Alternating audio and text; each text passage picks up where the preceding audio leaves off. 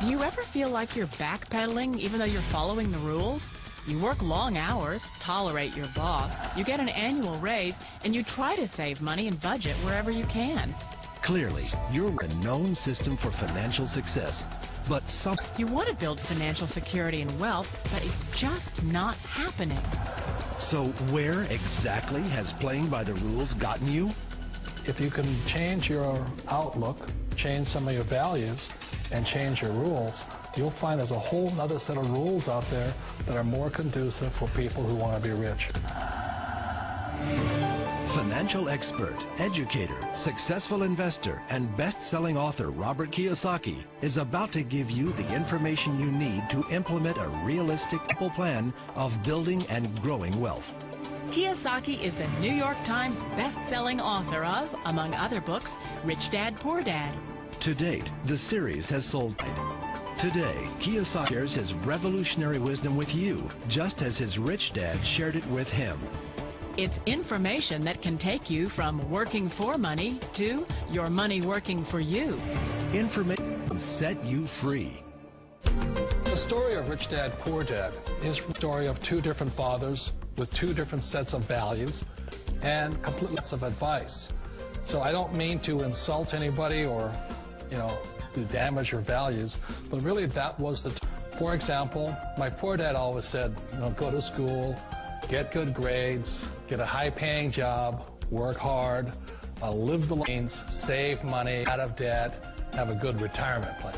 And that was my poor dad's values. My rich dad said, you probably won't get rich doing that way because very few people get rich following that plan. Saving money made you money. If you take a look at this 40-year run on the dollar is designed economically to lose money every single year. So why would you save something that loses money every year? And what this means for somebody on retirement plans is that after you retire, your dollar goes down and your cost of living keeps going up. To my rich dad, that was bad advice and made no sense. Again, it was different values. This goes against everything you've heard. A very important diagram my rich dad showed me when I was a little boy was a diagram known as a cash flow quadrant. And the quadrant is made up of the four different people who make up the world of business. So my said, in the world of business, there's E's. And E's stand for employees. An employee, he says, you can always tell who they are by their core values. And what they input, the president or the janitor of a company will always say, the words are, I'm looking for a safe, secure job with benefits. That's what makes them an employee, because their core values are security. The other one of the four is the S, or the small business owner or the self-employed. And again, their core values will cause them to use the same words, which are, if you want it done right, do it by yourself. S means they're also solo. They're generally one person. They operate. On the right side of the quadrant are the B's. And what Rich Dad said the B stood for was big business, or like Bill Gates. Forbes defines big business as 500 employees or more. And their words are different. They say, I'm looking for a good system, a good network, and the smartest people I know to help run my business. So they're unlike the S. They don't want to run the company by themselves. They want smart companies for them. And then the fourth of the quadrant is the I, and I stands for investor. These are people who have money work hard for them. These people are people who have people work hard for them. And these are the people that work hard for the rich here. So early on in my life, it was my poor dad who always said to me, Robert, go to school and get a high-paying job. And so my core value was to be he wanted job security, promotions, a steady paycheck, and all this. And so it was my rich dad who said to me, he says, Robert, if you really want to be rich, learn to build businesses. It made more sense to him to work hard to build a business, something you from generation to generation to your kids. Whereas my poor dad said work hard, rich dad said, why would you work hard for something you'll never own and you can get fired from right away? Again, that wasn't values. So rich dad said, I learned how to be a business owner and learn how to be an investor. And that's one of the big differences. On this side of the quadrant, these people here work for security. They work for money also. On this side over here, their key value that they want is they want freedom. They don't want to have to work at a job anymore. They don't want to have to work for the rest of their lives. So the beauty of building a business and learning how to invest is that this is passive income. You work hard for a few years, but possibly for the rest of your life, income keeps flowing to you. Of all the businesses out there, which type do you choose? One of the reasons I consider a direct business a perfect business is simply because the company will work with you to get the business skills that make you rich. Always remember that it's not money that makes you rich, it's business skills.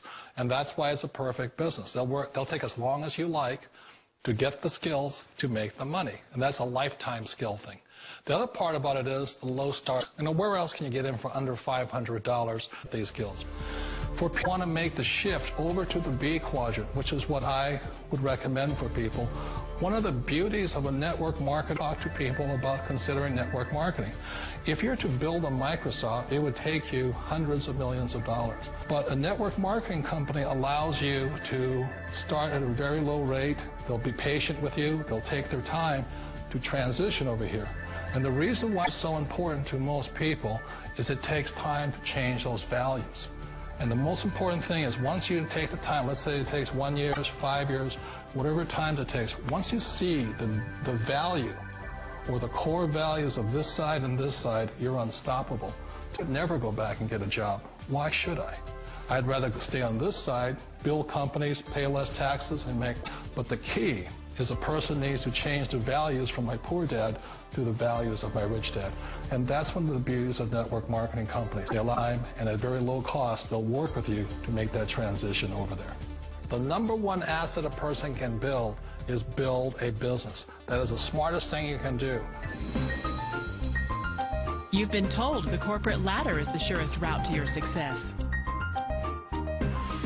Years ago, I decided not to follow the corporate simply because, again, it was values. My poor dad always said, go to school and get a high-paying job with the government or a big corporation. But my rich dad, why would you work so hard at something you can't do your job, you can't pass to your kids?